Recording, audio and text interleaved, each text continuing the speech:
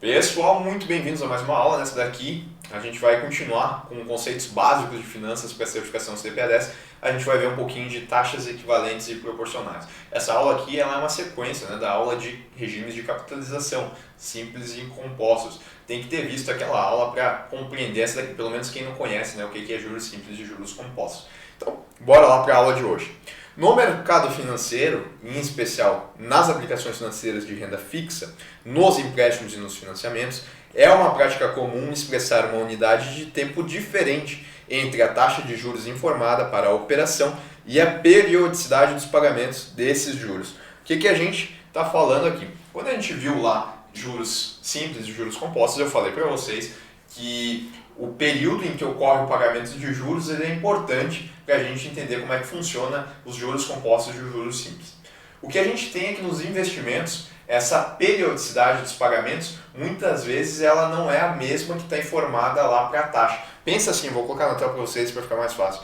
A gente tem um CDB que paga 8% ao ano.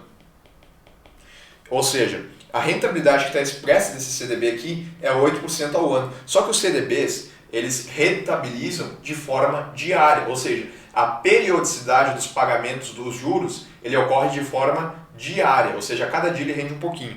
Então, seria melhor, por exemplo, se a gente dissesse que esse CDB, ele paga, vamos colocar aqui, 0,02% ao dia. Seria melhor? Não, mas estaria mais adequado. Porque isso daqui é chamado de taxa de juros nominal, porque ela não reflete o quanto que é a taxa. Por que isso? Porque a gente viu quando estudou juros compostos que por causa desses períodos aqui que a gente tem, os juros compostos eles vão dar mais do que os juros simples.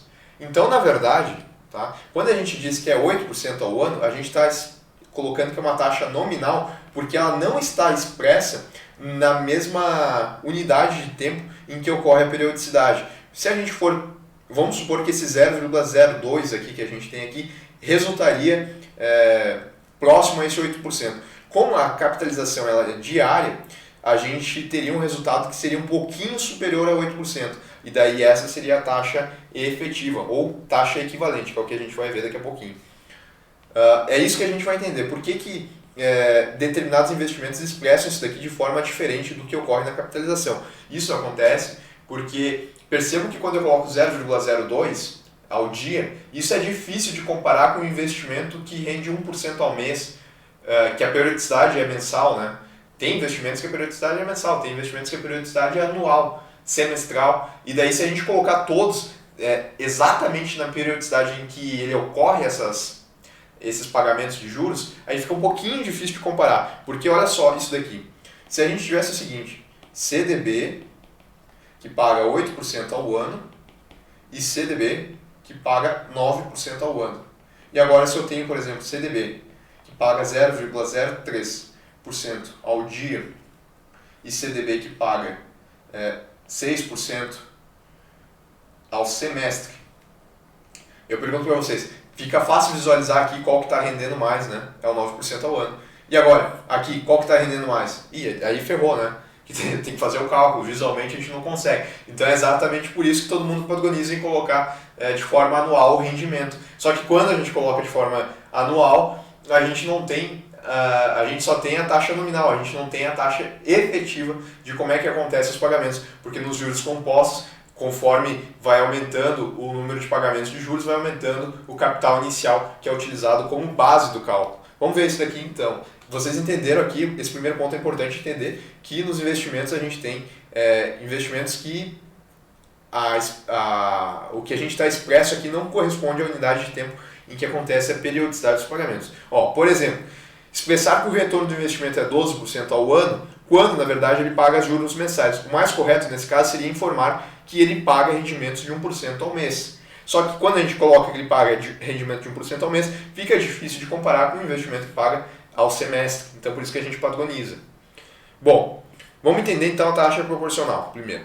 O que nos interessa agora é mudar a base de diferentes taxas, ou seja, a gente quer transformar essas taxas, por exemplo, essa que está ao dia, a gente quer levar ela ao ano.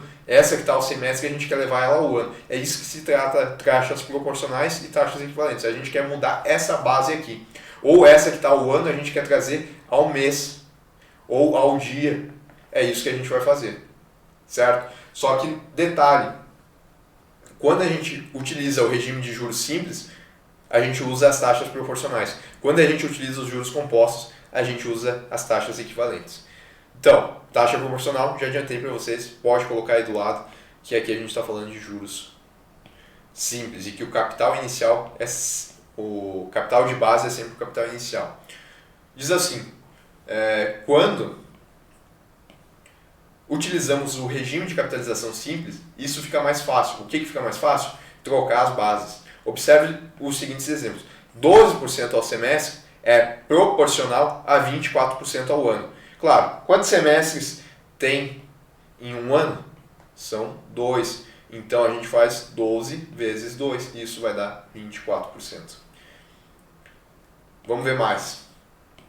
12% ao semestre também é proporcional a 2% ao mês. Porque quantos semestres tem dentro de um mês? 6. Então a gente divide 12 por 6. Divide porque a gente está voltando do semestre para o mês. Aí tem que dividir. Se a gente estiver indo do semestre para o ano, por exemplo, aí a gente tem que multiplicar. Quando a gente volta, a gente divide. Quando a gente avança, a gente multiplica. Isso nas taxas proporcionais. Bom, continuando então. Deixa eu só apagar isso daqui também. Quando a gente quer ir de 12% ao semestre ao quadrimestre, a gente está voltando, a gente vai ter que dividir. Mas percebam que voltar do 6 para o 4 não tem um divisor ali fácil que a gente utilize.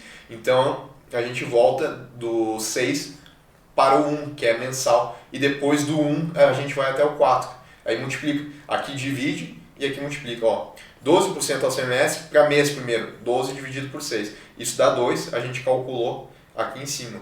E depois que a gente tem ao mês, que é 2% ao mês, a gente vai até o quadrimestre, que são 4. Tem 4 meses em um quadrimestre. Aí multiplica 2 vezes 4. E aí a gente chega nos 8%. Bom, nas taxas proporcionais, a gente pode mudar essas bases apenas multiplicando e dividindo. Por que a gente pode? Porque a gente viu que o capital base é sempre o capital inicial. E por essa razão, a gente pode fazer essas operações aqui de multiplicação e divisão. Agora, nos juros compostos, isso é diferente. Porque, lembrem, nos juros compostos, o capital base ele vai ser o montante inicial acrescido dos juros do período anterior. E isso vai mudar para cada mês. Conforme a gente vai avançando nos meses, vai se somando mais e mais juros.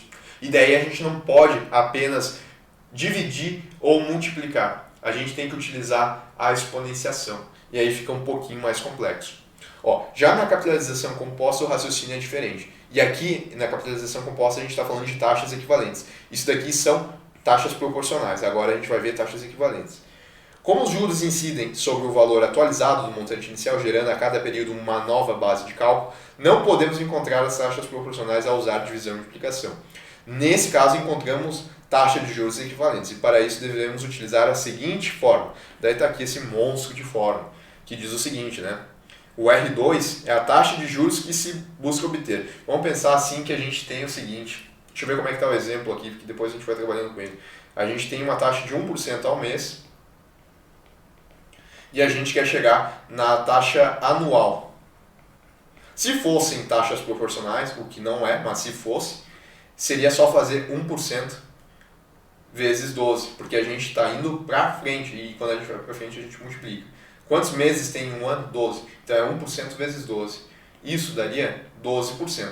Mas a gente não está falando de taxas proporcionais. A gente está falando de taxas equivalentes. Então não dá só para multiplicar. Bom, como é que a gente faz então? R2 é a taxa de juros que se procura obter. Então aqui é o que a gente quer encontrar. 1 mais R1 é a taxa de juros conhecida. É esse 1% ao mês. Então vamos montar aqui. Vai ser 1 mais. A taxa que a gente conhece é 1% ao mês. 1% ao mês é 1 dividido por 100. Isso dá 0,01. Então, 1 mais 0,01. E o N2 aqui é o período relativo. Qual que é o período relativo que a gente quer? A gente quer ao ano. Então, o nosso período relativo aqui é 12 meses. e o período relativo à taxa de juros conhecida, que é o mensal, é um mês. Tá? E depois ainda a gente vai fazer isso tudo aqui menos 1, e ainda na verdade teria que fazer tudo isso daqui vezes 100, né? Então ficaria um negócio mais ou menos assim. Faltou vezes 100 aqui.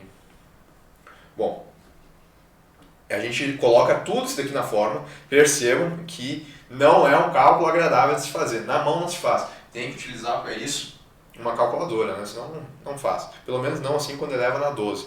Percebam que eu coloquei aqui para vocês esse cálculo. Opa, deixa eu apagar isso daqui. Eu coloquei esse cálculo aqui. Tá aqui, ó. Então, ficaria 1,01 elevado na 12 menos 1. Lembrem que tem ainda o vezes 100 para ficar em porcentagem. Então, percebam que deu 12,68. Esse foi o resultado. Quando a gente fez 1,01 elevado na 12, isso daqui deu 1,1268. A gente faz menos 1, que vai dar 0,1268. A gente multiplica por 100, que vai dar 12,68%.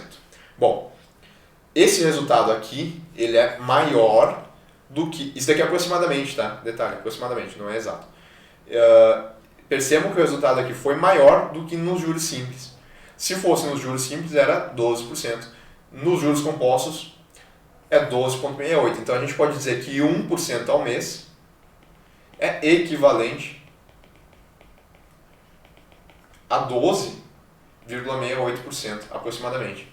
E o que eu estava falando para vocês lá no início da aula é que quando eles expressam, eles não vão expressar 12,68% ao ano, eles vão colocar 12% ao ano. Ou seja, é um valor próximo, mas não é o valor efetivo. Por isso que a gente chama de nome, de nominal, porque é apenas um nome. Por isso que não está errado, por isso que a gente tem que fazer esse cálculo, por isso que está errado, né? Não coloca efetivamente o que está sendo pago ou o que está sendo recebido no investimento. E por isso que a gente tem que, então, às vezes, fazer esse cálculo aqui para chegar no cálculo efetivo. Essa é a ideia de utilizar a taxa proporcional e taxa equivalente. Ó, é importante notar que quando capitalizamos, ou seja, a gente levou a taxa para um período maior, a taxa equivalente, isto é, os 12,68%, é superior à taxa proporcional, que é os 12%. Isso daqui vocês têm que saber. O cálculo não, mas vocês têm que saber isso daqui. Que quando a gente capitalizou aqui, foi para frente, os juros simples eles foram maiores do que os juros compostos, foram maiores do que os juros simples. Já quando fazemos um processo contrário, a descapitalização, levando a taxa para um período menor, teremos um resultado superior para a taxa proporcional. Ou seja, a gente tem lá 12%, por exemplo, ao ano, e a gente quer chegar a isso daqui ao mês. Se fosse em juros simples, era só fazer 12 dividido por 12, ou seja, isso daqui dá 1% ao mês. 12% ao ano é proporcional a 1% ao mês. E quando a gente tiver a equivalência? Bom, 12% ao ano, para ser equivalente, né, que agora a gente está trabalhando com juros compostos, tem que colocar nessa fórmula aqui. Daí como é que fica a fórmula? Daí aqui a gente inverte, ó. Antes era 12 em cima e 1 embaixo, agora vai ficar 1 em cima e 12 embaixo, porque 1 é o período que a gente quer e 12 é o período que a gente tem. E eles têm que estar no mesmo período. Bom, quando a gente faz esse cálculo aqui, o resultado vai dar, e de novo, né? Isso aqui vezes 100. Vamos colocar aí, vezes 100. Quando a gente faz esse cálculo, a gente chega no valor de 0,95%.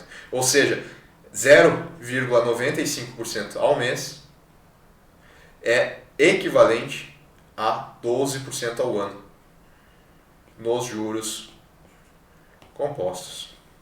Percebam que esse 0,95 ele foi menor do que o 1% ao mês nos juros simples. Então, duas coisas que tem que levar. Quando a gente capitaliza, quando vai do menor para o maior, os juros compostos eles nos dão uma taxa maior. Quando a gente volta do período maior para o período menor, o resultado nos juros simples ele é maior, certo?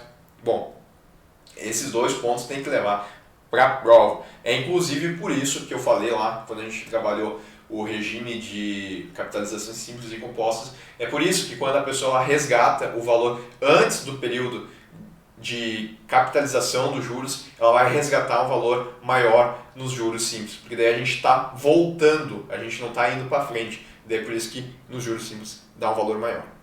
Outro ponto importante é que nos títulos de renda fixa que remuneram em dias úteis, Muitas vezes é necessário fazer a descapitalização para saber o quanto uma remuneração render em poucos dias. Eu não falei para vocês que o CDB ele paga de maneira diária?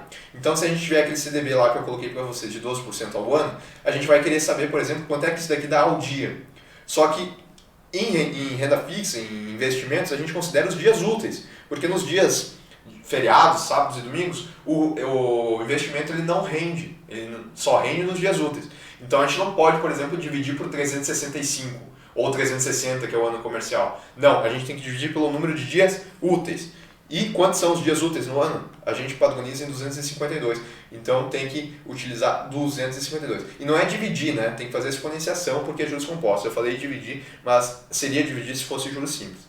Ó, tome como exemplo a seguinte situação. Um montante de 100 mil foi aplicado por um dia a uma taxa de 10,14% ao ano. Lembre-se que o rendimento é diário. Juros compostos, né? 10,14% ao ano. Qual será o rendimento obtido? Bom, para resolver esse tipo de problema, devemos antes saber que o ano possui 252 dias úteis. Após isso, é fazer o processo de descapitalização. Daí é só colocar na fórmula, só que aqui vai ser 1 dividido por 252, ao invés de ser, por exemplo, 1 dividido por 12. Porque aqui a gente tinha uma taxa que estava ao ano e a gente queria saber ao mês. São 12 meses em um ano. Aqui a gente tem uma taxa que está ao ano, mas a gente quer saber quanto é que são em dias úteis. E a gente coloca 252, porque são 252 dias úteis no ano. Faz esse cálculo, chega no valor, esse daqui, 0,038 ao dia. Isso daqui corresponde a 100 mil reais, 38,33. Ou seja, o rendimento obtido para essa aplicação aqui para um dia foi de R$ 38,33. Bom, pessoal, era isso aí que vocês precisavam saber. Apenas atentem a esses dois pontos. Quando a gente sobe, quando a gente vai do mês para o ano, do dia para o mês, do mês para o semestre, do mês para o quadrimestre, quando a gente está indo para frente, os juros compostos, a taxa equivalente, ela vai ser maior do que os juros simples, a taxa proporcional. Quando a gente volta, está voltando de mês para dia, de semestre para mês, de ano para mês, de ano para dia, aí os juros simples, as taxas proporcionais, elas vão ser maiores do que o resultado na taxa equivalente. Assim, então, tem mais... mas aqui é o que eu coloquei para vocês exatamente. Considerações, né? O resultado dos juros compostos é maior quando a gente está indo. E daí isso daqui é melhor para quem investe, né? Vai estar recebendo mais grana. E quando a gente descapitaliza, é melhor para quem paga, porque vai estar pagando menos. Aí sim, agora sim a gente finaliza essa aula. Até a próxima.